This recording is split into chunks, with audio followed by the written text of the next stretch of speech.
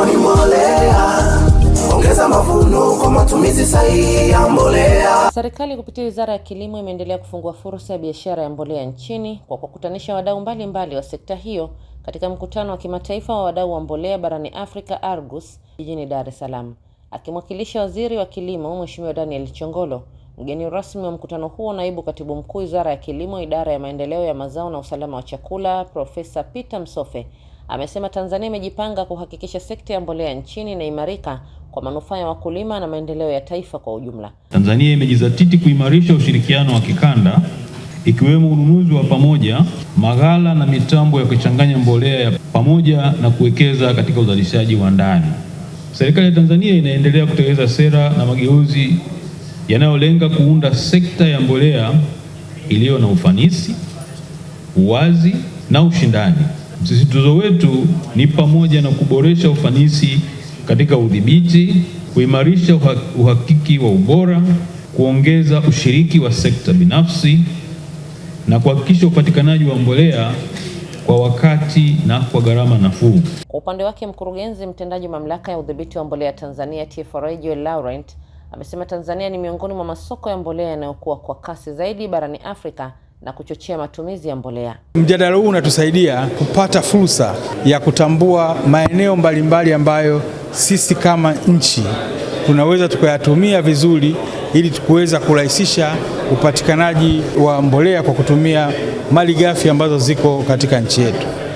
Tuna malighafi kama makaa ya mawe, malighafi kama gesi asilia, tuna viwanda ambavyo vinatengeneza mbolea ambazo zinatumia malighafi za asili. Tunatarajia matumizi ya mbolea yaweze kukua kwa takriban tani milioni 2.1 ifikapo mwaka 2030.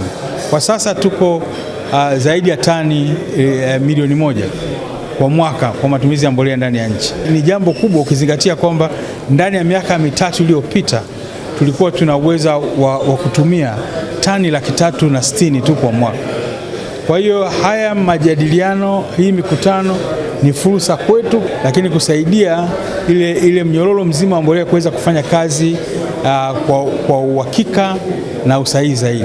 Naye mkurugenzi wa kampuni ya mbolea Tanzania TFC Samuel Mshote amesema kuwa kampuni hiyo imewafikia wakulima kwa kuwasambazia mbolea ya kutosha katika msimu huu wa kilimo. Kampuni ya mbolea Tanzania au TFC Mbolea Bora ilifanikiwa kuingiza hapa nchini kiasi cha mbolea za kupandia aina ya diammonium phosphate tani 50,000. Mbolea hizi zimeweza kusambazwa katika mikoa yote ya Tanzania, hususan mikoa ile ya kilimo, ile ya nyanda za juu kusini, ile mikoa 11 yote, na TFC ilihakikisha kwamba inatumia business model ya kuwafikia wakulima wote, hasa wale wa pembezoni, kwanza kwa kupeleka mbolea kwenye vituo vyetu vya mauzo ambavyo viko maeneo hayo, lakini pia tulihusisha mawakala.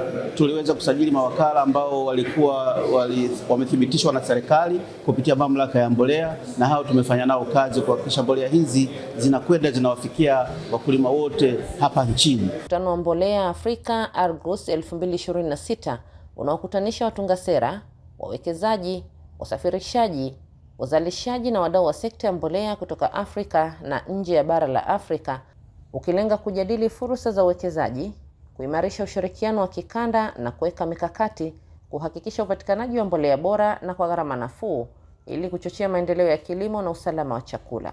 Kilimo ni mbolea, ongeza mavuno kwa matumizi sahihi ya mbolea.